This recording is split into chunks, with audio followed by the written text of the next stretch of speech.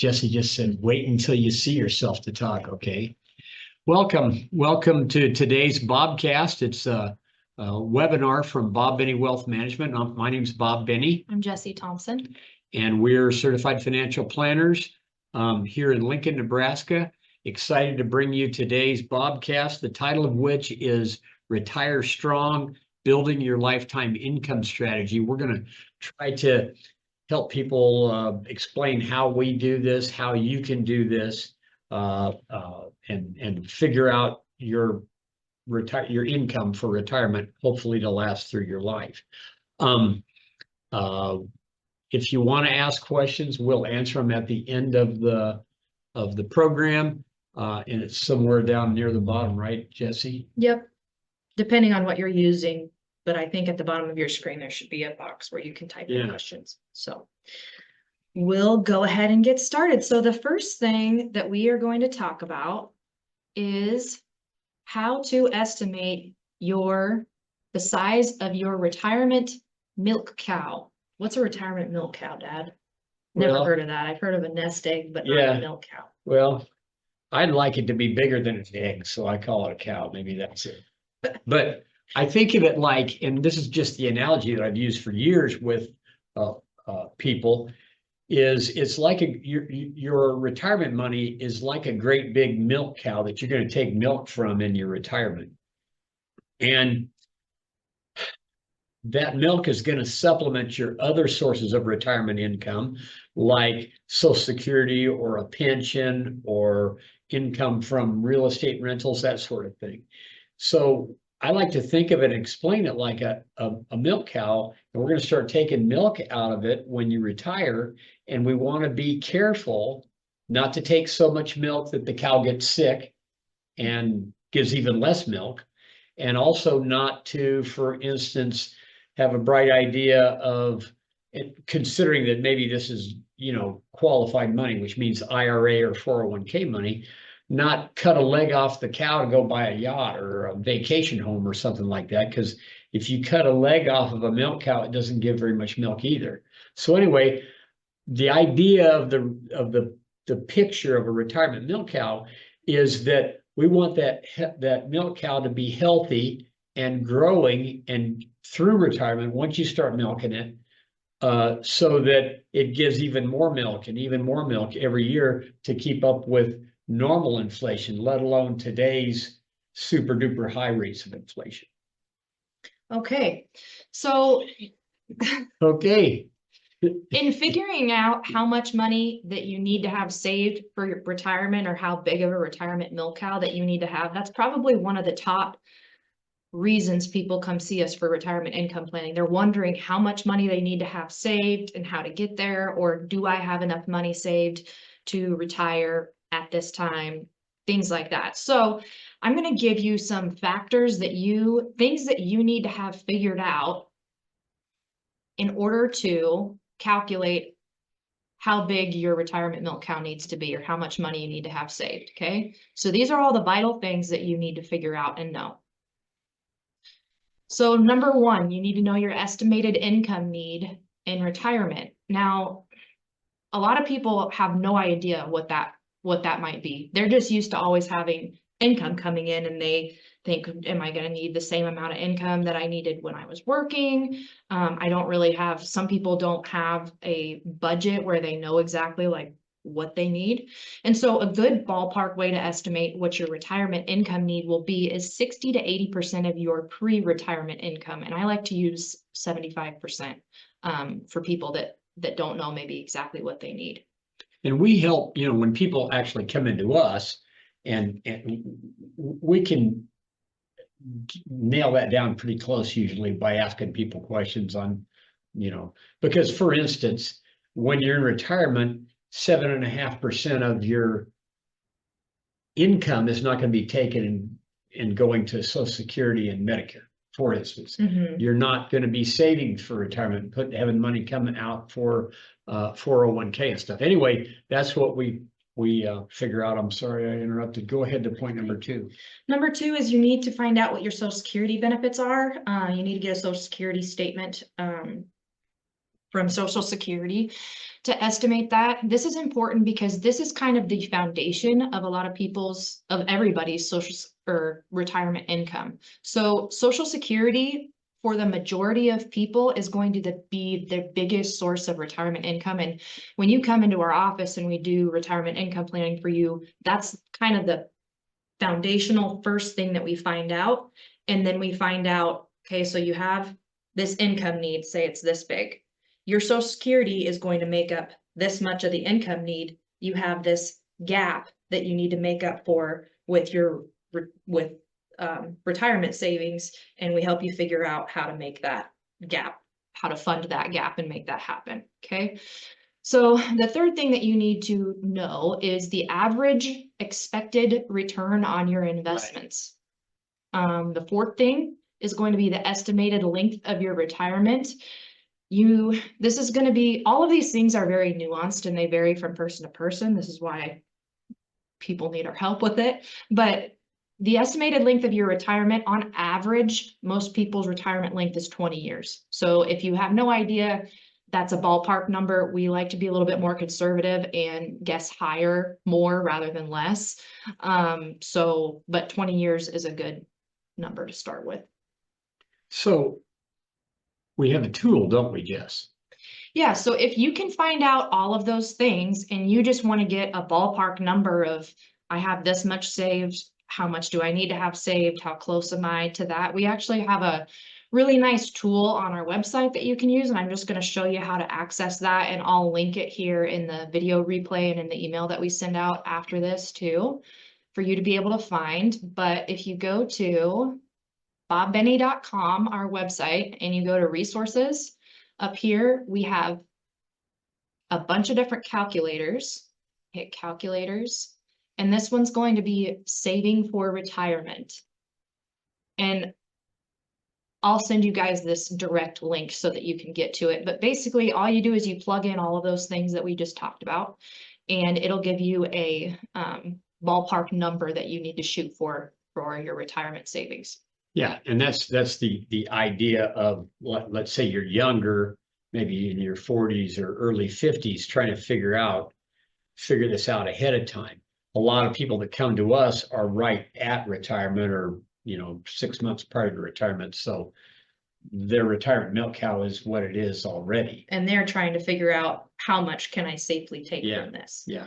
And so, we do this for people all the time in our office. That's, try to figure out how to get the milk, how to safely grow that retirement milk cow, and how much milk we can take out of it, and that sort of thing. And so we also combine this, like Jesse mentioned a minute ago, with their Social Security, and we call it Social Security timing, because when and how you take your Social Security is one of the most important financial decisions that you make with regard to your retirement. We did a webinar a week ago, or a month ago, on Social Security timing, but we have a special tool for that, and we can help you figure that out and figure out when to take the Social Security, and real close to what that gap is going to be depending on when you take the Social Security. And then, like Jesse said, we'll help figure out the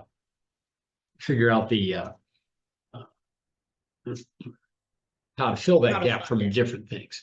But if you show me, then we do in our office, we have this special software, not just the Social Security timing tool, but we also have another software tool that we use called Riskalyze. It's also called Nitrogen. But if I can run this, Jess.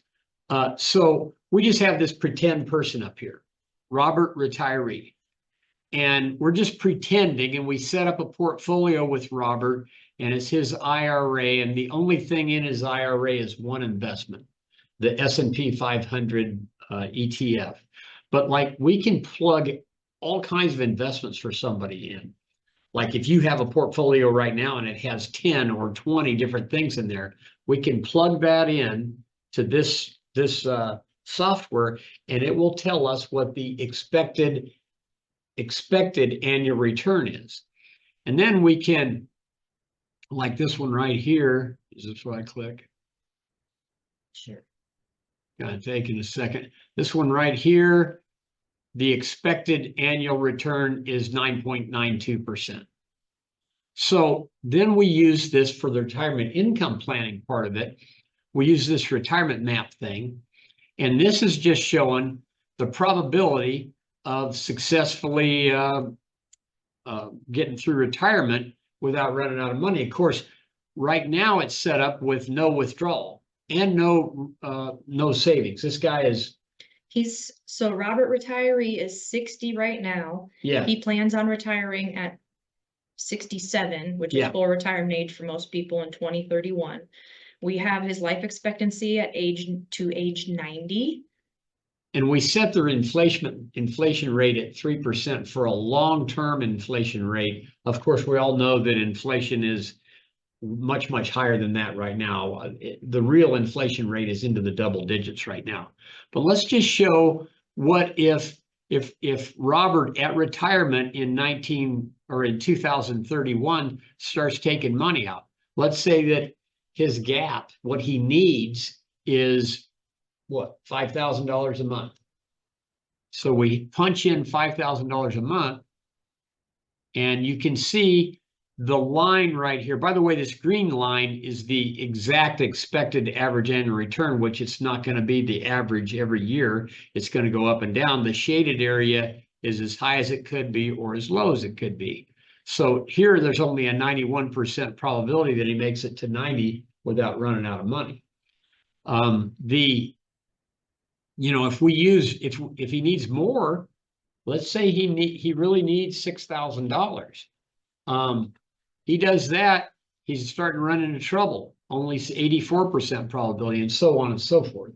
And so we can help him figure this out, how much he can safely take out, potentially maybe by changing the investment mix so that he gets a better average annual return than 9.94%, or potentially by increasing his savings a little bit from 0 up to whatever, $1,000 or $500 a month, whatever he can squeeze out. So anyway, that's the kind of stuff that we do to help people figure all this stuff out in the office. And it's also we call it a moving target, because things don't always stay the same. Your situation doesn't stay the same. The markets don't stay the same. Maybe you get an inheritance that offsets some of this retirement income need, et cetera, et cetera. And for a lot of people, something to note is that your retirement income need is probably not going to be it's not going to be set in stone and exactly the same throughout your entire retirement. Most people, for maybe the first 10, 15 years of their retirement, that's going to be when they're spending the most amount of money, because they're able to go on vacation, more active, and do stuff, where they'll probably slow down those withdrawals as they get older and are doing less. So that's something to take into account as well. Good point. All right, So our next point is what, Jess? We're going to talk about methods for creating a sustainable investment income. So the safest way to make sure you don't run out of money, of course, is not to plan on spending your account down to zero, largely because we don't know when you're going to die. Maybe I mean, if you are sick and you have a terminal disease and you're pretty sure you're going to pass away within 6 months or something, then but the normal person doesn't know. It could be anywhere from your day to go to heaven, hopefully could be anywhere from tomorrow to 20, 30 years from now. So it's not really realistic to try to time it so that you run out of money before you run out of breath. Or at the same time that you run out of breath. Yeah. So we don't want you to run out of money before you run out of breath. That's what I was trying to say. Thanks. Mm-hmm. So it's safer to keep, what we want people to do generally for everybody, even if you don't even intend to leave a bunch of money to beneficiaries, the safest thing to do to make sure that there's enough retirement income or milk in your retirement from your retirement milk cow is to set up a retirement income plan that doesn't withdraw too much milk out of the milk cow that the milk cow doesn't keep growing and growing and growing over time, and thus giving you more milk as cost of living goes up. There's kind of for equity investments, there's a general 4 or 5% rule. It used to be the 5% rule. Now they call it 4% rule. That if you are invested in equity investments in the stock markets, stock funds or that sort of thing, ETFs, that 4% is about the maximum that you should take out if you want the milk cow to keep growing. But that's not exact, and we have better tools to, like the Riskalyze nitrogen that we were showing them. And we all need to understand that the returns the portfolio needs to grow, need to keep up with or stay ahead of inflation. And right now, well, always inflation's the biggest threat. Because if you retire and all you need right now, let's say, is $3,000 a month, and that's great. Well, if it was a fixed $3,000 a month and it's not going up, $3,000 a month isn't going to buy as much 10 years from now as it does today, or 20 years from now. So we've seen examples. I've seen examples in my career of meeting, when I first started in this business almost 30 years ago, meeting retirees that were in their 80s that had not invested their money in the right kind of investments that stay ahead of inflation. And now 20 years later in their 80s, they're worried about what the next Social Security increase is going to be, that sort of thing. We don't want you to be in that situation. So we don't want retirees to shy away from being invested in the stock market. And I think it's an assumption that a lot of people have that when they retire, they need to move more of their money into bonds. And I'm going to show you with what we're talking about why that's not going to be able to produce a sustainable retirement income. So moving that money into bonds comes from an old theory. It's a theory called modern portfolio theory that was started in the late 70s, early 80s. Well, late 70s, early 80s isn't so modern anymore. And the idea was, as you get older, you reduce your stock market investments and increase your bond investments. Well, that's generally wrong anyway. Plus, right now is not a good time to be in bonds as interest rates are going up because bond values are going down. All right, so I want to show you the returns on different asset types, the average annual returns over the past 30 years. So this is from 1994 to year to date to present. Okay, so if you look down here, these are going to show two different things. They're going to show what the total return is, and then they're going to show what the inflation adjusted actual return is, aka that's called like the real return. Okay, so cash is 2.4%, but the real return of cash, you're constantly, and we know this, right? With inflation, you're always going to be going into the hole every year if your assets are in cash. Cash is a terrible long-term investment. Okay, so and remember, this is over the past 30 years where the inflation rate over the past 30 years has been 3% or less on average. Right now, until the last year or two. Yeah, several years. Okay, so you're going in the hole minus 0.14% with cash on average. Here's gold. The after inflation return on gold is 3.2%. Here is the US total bond market. It's an index of United States bonds. 1.58% is the after inflation return. The S&P 500 index, on the other hand, is 7.67 for an after inflation return. So mathematically, when you're thinking about creating a sustainable retirement income, you have to account for the return that you need to be getting on your investments for your account to be continuing, your retirement milk cow to continue to grow. You need to account for inflation. So what, 3 to 4%?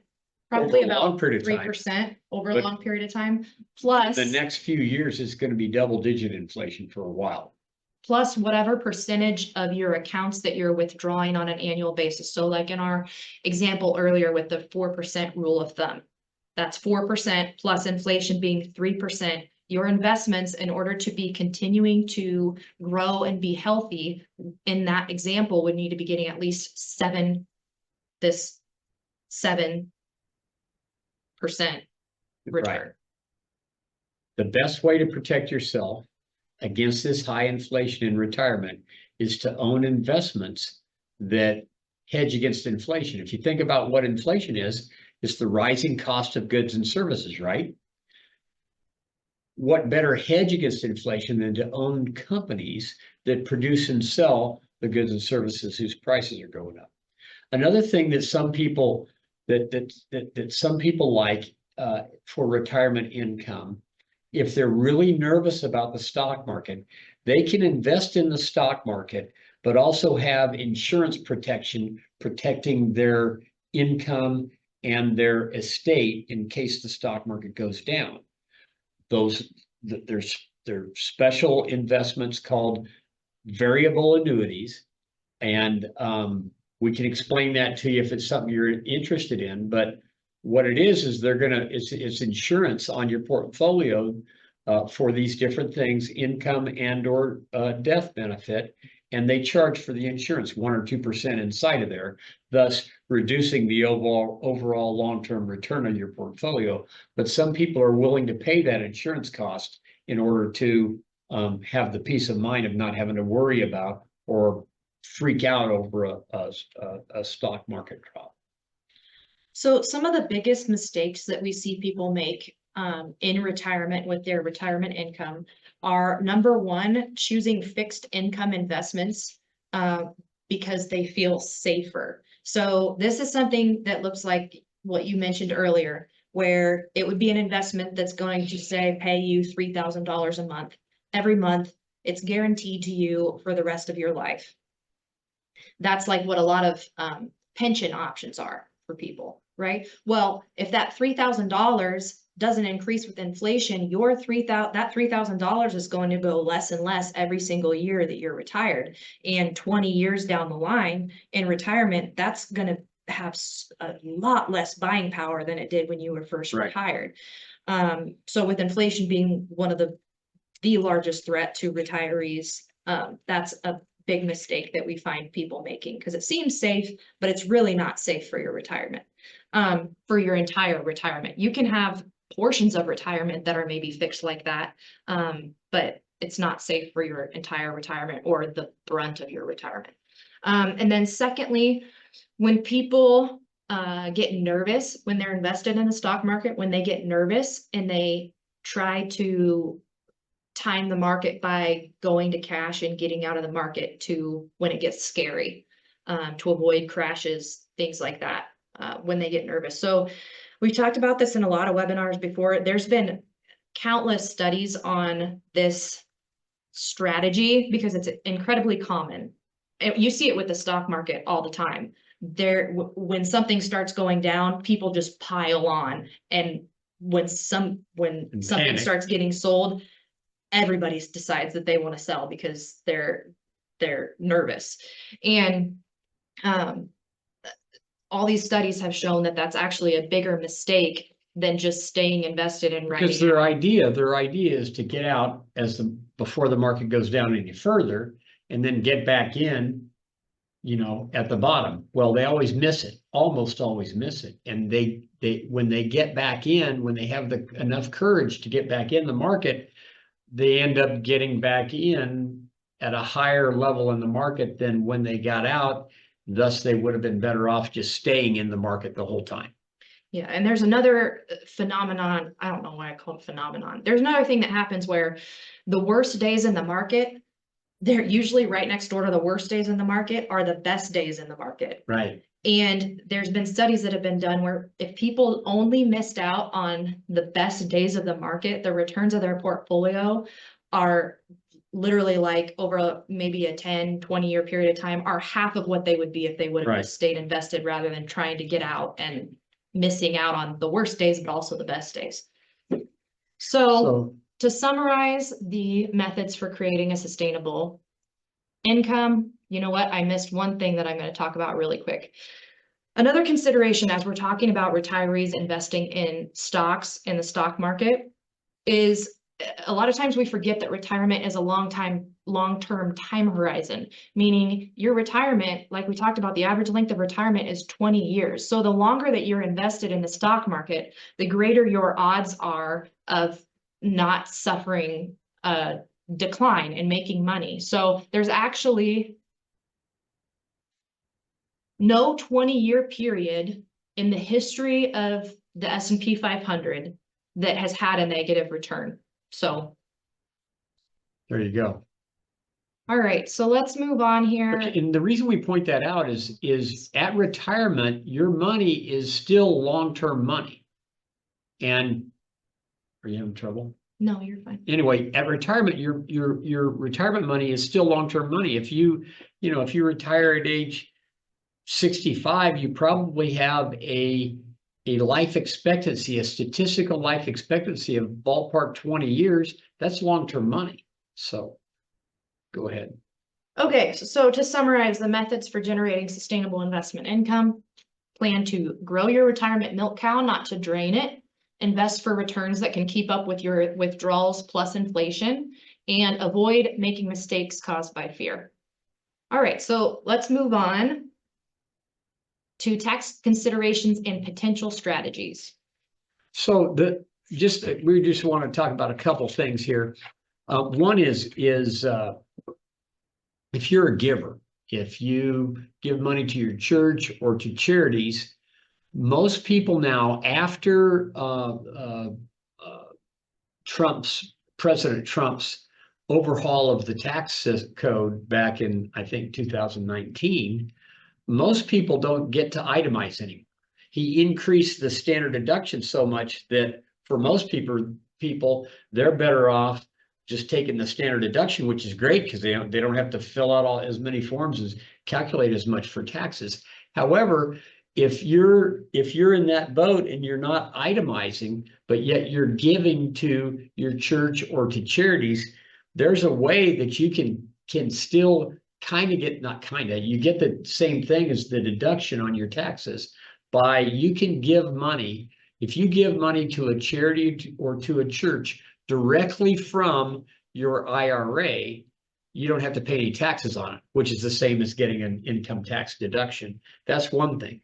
And then the other is, and this is with regard to estate planning, and this is a thing that we help people figure out that we're given financial advice to, is the different kinds of assets that you have in your estate that are going to pass to beneficiaries have different tax statuses. Some of them, like IRAs, traditional IRAs, your beneficiaries are going to have to pay taxes on that money when they take it out. All of it. All of it. Every single cotton picking bit of it. Other things like Roth IRAs, they don't have to pay any tax on that. If they have what are called capital assets, which would be stuff not in IRAs, but stocks or mutual funds of stocks or ETFs, whatever, in a brokerage account, or if you have a piece of real estate that you have a gain on, when you pass away, your beneficiaries, they get what's called a step up in basis. So if you bought this piece of real estate at, say, $20,000, and now it's worth $80,000 or $100,000, you have $80,000 of unrealized capital gain that if you sold it, you'd have to pay taxes on that gain. But if you die and still own that piece of real estate, your beneficiaries, when they inherit it, they don't have a cost basis of $20,000. Their cost basis is stepped up to the value on the date of your death. So those are the kind of things that we help guide people with. Maybe they're, for instance, we'll have somebody come in and say, well, so my kids don't have to worry about trying to sell this farm. I'm going to sell this farm now so they don't have to worry about it. Well, if you sell it now, your kids are going to end up getting less money because you're going to have to pay capital gains taxes on it, and they wouldn't if they inherited it as it was. So those are just it's sort of related to retirement income planning, but Well, it kind of goes with the order of what accounts to prioritize when you're Yeah. making withdrawals from your retirement income Right. too, because Right. those types of accounts that have advantages, if you die and they still have value for leaving to your kids, those are the last ones that you should take money out of right. in most situations. Okay, so I know that it's 12:30. We usually keep these a half hour, but our last thing we're going to talk about, and we'll make it quick, is RMDs. What is an RMD and why do I have one, Dad? RMD stands for Required Minimum Distribution. This is an IRS rule saying that after a certain age, and they keep changing these ages. 73, right? 73 right now. After a certain age, they require you to make distributions, to take money out of your traditional IRA and pay taxes on it. They don't require you to spend it. In fact, some of our clients take those RMDs, whatever that amount is, and put it in a regular non-IRA account and just keep it invested. The idea of the RMD, it's based on your life expectancy, and there's a calculation that they use based on the previous end of the year value of your IRA on how much it is. So right now what the rule is, as far as the deadline for if you're coming up on the age of 73, what you need to know is that you have to take your RMD by April 1st of the year after you turn 73. So normally the deadline is December 31st of each year, but that first year they give you a little bit of extra time and they give you till April 1st of the following year. But if you do that, you need to know that you have to take 2 RMDs that year, because you have to take the RMD that you owed for the year before when you turned 73, and then you have an RMD due by December 31st for your age of 74, because like I said, the deadline after your first RMD is December 31st.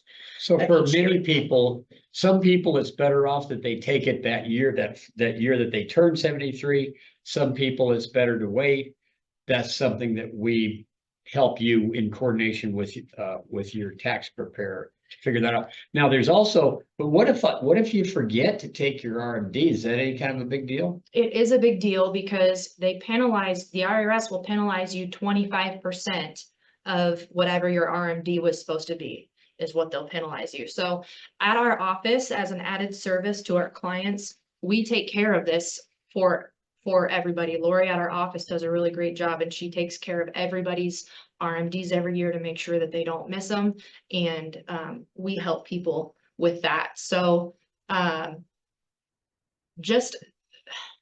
going to really quickly go through how you kind of can estimate what your RMD is going to be, because it's public information. You can totally estimate it if you're coming up on it. Yeah. And wondering how is this going to make a difference for me tax wise? How much is the IRS going to make me take out of my account once I turn 73?